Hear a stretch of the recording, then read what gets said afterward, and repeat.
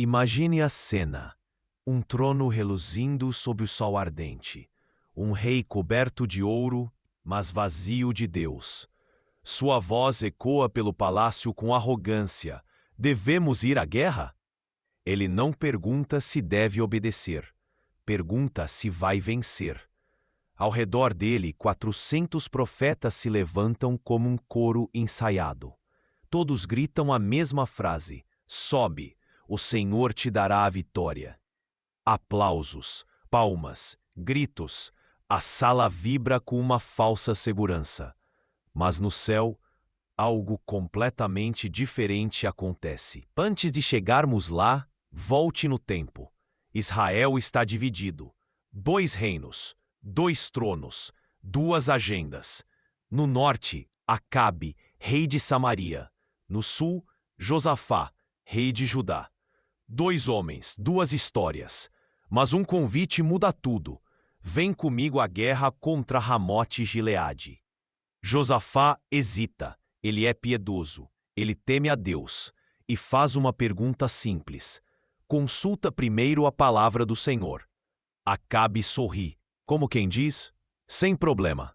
Ele chama seus profetas. 400 homens ocupando o pátio real. Homens com aparência piedosa. Homens que falam em nome do Senhor, mas não têm o Espírito do Senhor. Eles dançam, eles profetizam, eles usam símbolos. Um deles, chamado Zedequias, faz chifres de ferro e declara: com estes ferirás os sírios até os consumir. A multidão grita, o rei vibra, mas Josafá franze a testa. Algo não soa certo. Ele pergunta: não há ainda aqui, profeta do Senhor, para que o consultemos? Acabe se irrita. Ele cospe as palavras com desprezo. Ainda há um homem, Micaías filho de Imlá, mas eu o odeio. Ele nunca profetiza bem a meu respeito. Sempre o mal. Perceba, o problema não é a profecia, é a expectativa. Acabe não busca a verdade, busca confirmação. Essa é a raiz de todo engano espiritual. Micaías é chamado. Mas antes de entrar um recado. Olha, os profetas falaram bem ao rei. Que a tua palavra seja como a deles. Pressão, política, controle. Mas Micaías responde com uma frase que ecoa como lâmina. O que o Senhor me disser, isso falarei. Ele entra. Acabe pergunta: iremos à guerra ou deixaremos de ir? E Micaías, num tom carregado de ironia, responde: sobe, vencerás. Percebe a provocação. Ele insiste: quantas vezes te conjurarei que me fales somente a verdade em nome do Senhor? Então, o silêncio se rasga, e as palavras de Micaías caem como trovões. Vi todo o Israel disperso pelos montes, como ovelhas que não têm pastor. Acabe empalidece, mas Micaías não termina. Ele revela algo que deveria gelar qualquer coração. Ouvi o conselho do Senhor, e vi o Senhor assentado no seu trono, e todo o exército do céu estava junto a ele. E o Senhor disse: quem persuadirá Acabe para que suba e caia em Ramote Gileade? Então saiu um espírito e se apresentou diante do Senhor, e disse: eu o persuadirei. E o Senhor lhe disse: com que? Ele sairei e serei um espírito de mentira na boca de todos os seus profetas. E ele disse: persuadi-lo-ás e ainda prevalecerás. Sai e faze assim. Pare, leia isso de novo. Um espírito de mentira, comissionado pelo próprio Deus, o inferno, servindo ao propósito do céu. A fraude, autorizada para testar corações. Enquanto isso, no palácio, ninguém percebe. Os 400 continuam dançando, continuam profetizando vitória, aplausos, louvor, palmas, e apenas uma voz dissonante. O Senhor pôs um espírito de mentira na boca de todos estes teus profetas, e o Senhor determinou o mal contra ti. Zedequias se enfurece, ele esbofeteia Micaías. Por onde saiu de mim o espírito do Senhor para falar a ti? E Micaías responde com uma serenidade que fere mais que o tapa. Verás naquele dia quando entrares de câmara em câmara para te esconderes. Acabe não suporta. Ele manda prender Micaías. Metam este homem na prisão e sustentem-no com pão e água até que eu volte em paz. E a última frase de Micaías ecoa como sentença: se tu voltares em paz, o Senhor não tem falado por mim. Agora, feche os olhos e imagine: 2 tronos, 2 reis, 400 profetas gritando, um espírito rindo nas sombras e um único homem em silêncio. Essa é a cena, essa é a tensão, e é isso que poucos entendem. Nem todo silêncio é covardia, nem todo barulho é unção. Às vezes o engano vem com coro celestial, mas cheira a enxofre. Agora imagine o céu silencioso. Não há pressa, não há caos, há ordem e há um trono. O trono, o mesmo que João viu em Apocalipse. O mesmo diante do qual anjos tremem. E do trono sai uma pergunta que corta como fogo: quem enganará Acabe para que suba e caia? Leia de novo. Deus não pergunta quem vai ajudá-lo a vencer.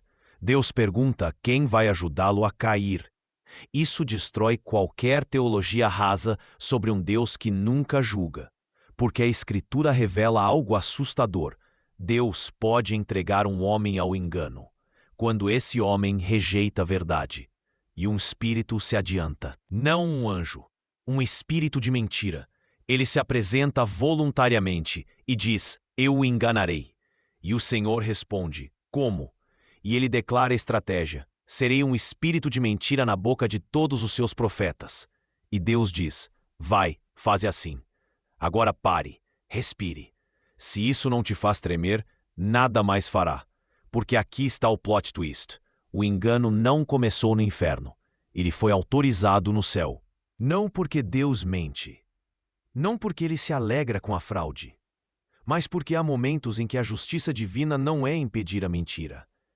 É usá-la como julgamento para quem a deseja. Quando um coração rejeita a verdade, Deus não envia mais profetas.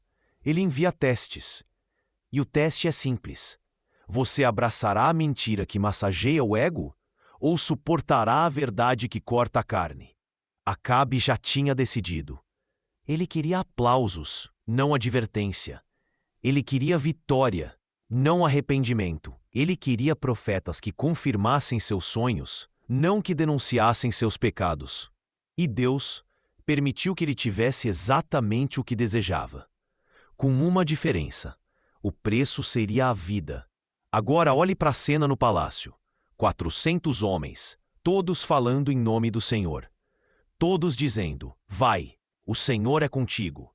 Todos usando símbolos, gestos, emoção, e apenas uma voz, contradizendo tudo. Micaías, sozinho, sem palco, sem aplauso, sem likes. E aqui está outro mistério. A maioria nunca foi sinal da verdade. Sempre foi termômetro do engano. No Éden, a maioria comeu fruto.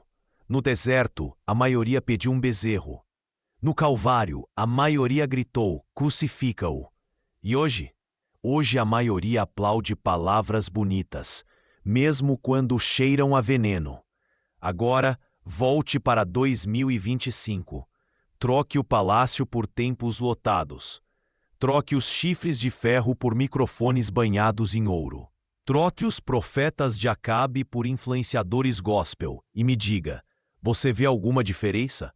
Pregações embaladas em frases de efeito, promessas de vitória sem exigência de santidade, campanhas que vendem milagres, profetas que nunca falam de arrependimento, mas sabem ler o número da sua conta bancária. E a multidão aplaude, compartilha, se emociona e chama isso de avivamento. Mas o céu olha e pergunta: quem enganará essa geração que não ama a verdade? E um espírito se apresenta, não para gritar possessões, não para assustar, mas para seduzir, para pintar o erro com as cores da graça barata, para transformar o evangelho em produto, para vestir a mentira com roupas de luz. E Deus diz: faze assim, porque quando o homem rejeita o Espírito, Deus entrega ao Espírito, não ao Espírito Santo, mas ao espírito da época. É o juízo mais sutil, E o mais perigoso: não vem com trovões, não vem com pragas, vem com aplausos, com likes, com estádios lotados, com playlists de adoração que exaltam mais o homem do que a cruz. Vem com mensagens que prometem o céu sem matar a carne. E sabe o que é pior? Funciona.